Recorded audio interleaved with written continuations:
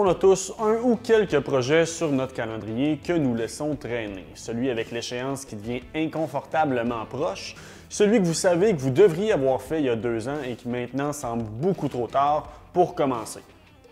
C'est vrai, j'oubliais, je n'étais pas supposé aller au gym aussi plus souvent cette année. Comprenez un peu ce que je veux dire. Du côté des entreprises, la mise en place d'une solide structure de formation en ligne est généralement l'une des choses qui tombe de ce côté de la clôture. Pouvez-vous imaginer la quantité en moins de stress, culpabilité, de frustration que vous sentiriez si vous pouviez vous amener à faire les choses que vous ne voulez pas faire quand vous êtes réellement supposé les faire? Comme toujours, je me fais le porteur de bonnes nouvelles. Vous pouvez prendre le contrôle et combattre votre procrastination si vous utilisez la bonne stratégie. Par contre, pour déterminer quelle stratégie à utiliser, on va devoir tout d'abord comprendre la raison pour laquelle vous procrastinez. Parlons donc des 3 raisons pour lesquelles les gens procrastinent et comment s'y prendre pour ne plus mettre à l'arrière-plan les choses qui comptent pour vrai. Raison numéro 1, vous avez peur d'affronter vos échecs et de les assumer. Fondamentalement, c'est très simple, vous avez peur d'échouer. Donc, il y a 2 façons de regarder les tâches et les choses dans la vie. D'abord, vous pouvez faire des choses parce que vous le voyez comme un moyen de vous retrouver dans une meilleure situation que celle dans laquelle vous êtes maintenant. C'est ce qu'on appelle le focus de promotion. Ça rend chaque action entreprise motivée par des gains potentiels. Ça fonctionne mieux pour les personnes optimistes. Si vous avez un mauvais rapport avec le concept d'échec, alors le focus de promotion n'est clairement pas pour vous. L'anxiété et le doute vont couper court à votre motivation, conduisant à moins d'actions entreprises. À son opposé, on retrouve le focus de prévention, qui fonctionne mieux pour les personnes pessimistes et toute personne ayant l'honnêteté de reconnaître leur manque de confiance. Lorsque vous vous concentrez sur la prévention au lieu de penser à comment vous pouvez vous améliorer, vous voyez la tâche comme un moyen de conserver ce que vous avez déjà, donc pour éviter une perte. Je suis très conscient, tout ça sonne très beige, pas très joyeux comme concept, mais il n'y a probablement pas de meilleure façon de surmonter votre anxiété que de réfléchir sérieusement à toutes les conséquences possibles suivant l'inaction. Faites vos devoirs, stressez-vous volontairement. C'est pénible, j'en conviens, mais c'est extrêmement puissant et ça fonctionne. En exemple concret, gardez à l'esprit que vous laissez des milliers de dollars sur la table à chaque année si vous exploitez une entreprise de plus de 50 employés et vous n'avez pas de structure d'apprentissage en ligne. Cet argent-là pourrait vous être très utile ailleurs.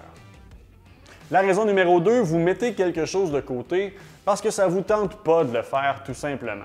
Voici une pilule qui va être très difficile à avaler pour quelques personnes, mais votre entreprise et vos projets en ont rien à cirer de vos émotions ou de ce que vous avez envie de faire. Chaque projet peut être décomposé en une liste de choses à faire. Vous n'avancez nulle part parce que vous confondez intentionnellement 2 choses. Des choses que vous ne pouvez pas faire en ce moment versus des choses que vous n'avez pas envie de faire en ce moment.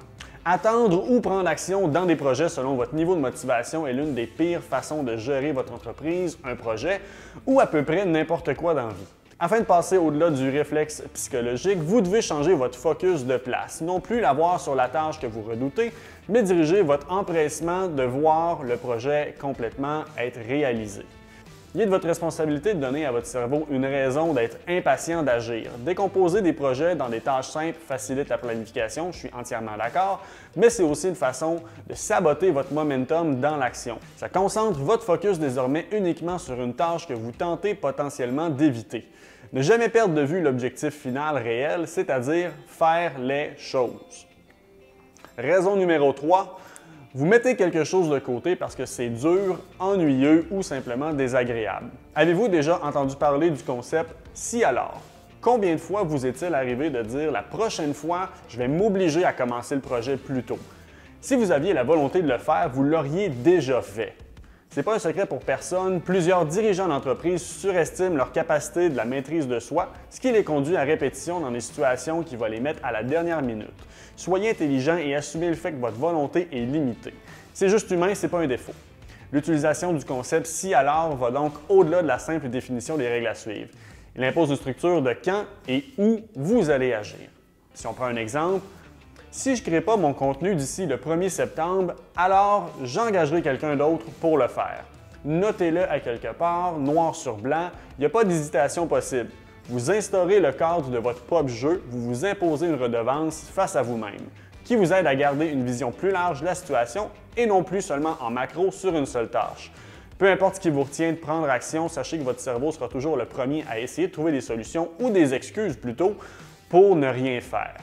Ces stratégies, donc, sont réalisables, actionnables, vous aideront à reformater la façon dont vous gérez vos projets et à partir de maintenant, ne plus faire face au contre-coup de l'inaction.